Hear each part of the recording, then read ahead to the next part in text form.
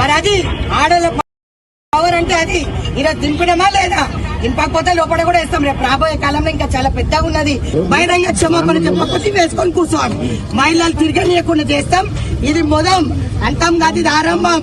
అంతం చేస్తాం. కేటీఆర్ ని ఖచ్చితంగా బయటకు వచ్చి క్షమాపణ చెప్పాల్సిందే. మహిళా సమాజానికి అందరికీ ట్విట్టర్ వేదికగా, మీడియా వేదికగా కాదు. మమ్మల్ని బ్రేక్ డాన్సులు అంటాడా? ఈరోజు మహాలక్ష్మి పథకం ఇంత మంచి రన్ అవుతుంటే ప్రతి ఒక్క ఆర్తి చెప్పు తీస్తుంది వాళ్ళ మీదకి. సిగ్గు లేదు. ఈ రోజు మీరు ప్రతిపక్షంలో కూర్చున్న తర్వాత కూడా ఇంకా మీకు సిగ్గు రాలేదు. ఈ రోజు కూడా మహిళలను అవమానిస్తూ మాట్లాడారు.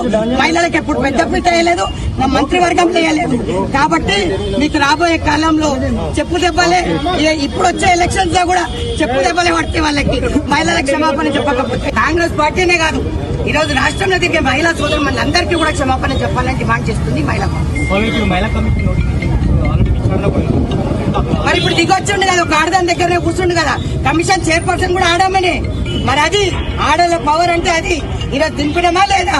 దింపకపోతే లోపల కూడా వేస్తాం. రేపు రాబోయే కాలంలో ఇంకా చాలా పెద్దగా ఉన్నది. బహిరంగ క్షమాపణ చెప్పకపోతే వేసుకొని కూర్చోవాలి. మహిళలు తిరగనీయకుండా చేస్తాం. ఇది మొదం, అంతం కాదు, ఇది ఆరంభం. అంతం చేస్తాం. కేటీఆర్ ని ఖచ్చితంగా బయటకు వచ్చి క్షమాపణ చెప్పాల్సిందే. మహిళా సమాజానికి అందరికీ ట్విట్టర్ వేదికగా, మీడియా వేదికగా కాదు. మమ్మల్ని బ్రేక్ డాన్సులు అంటాడా? ఈరోజు మహాలక్ష్మి పథకం ఇంత మంచి రన్ అవుతుంటే ప్రతి ఒక్క ఆర్తి చెప్పు తీస్తుంది వాళ్ళ మీదకి. సిగ్గు లేదు. ఈ రోజు మీరు ప్రతిపక్షంలో కూర్చున్న తర్వాత కూడా ఇంకా మీకు సిగ్గు రాలేదు. ఈ రోజు కూడా మహిళలను అవమానిస్తూ మాట్లాడారు. మహిళలకు ఎప్పుడు పెద్దపీట వేయలేదు, నా మంత్రివర్గం వేయలేదు. కాబట్టి మీకు రాబోయే కాలం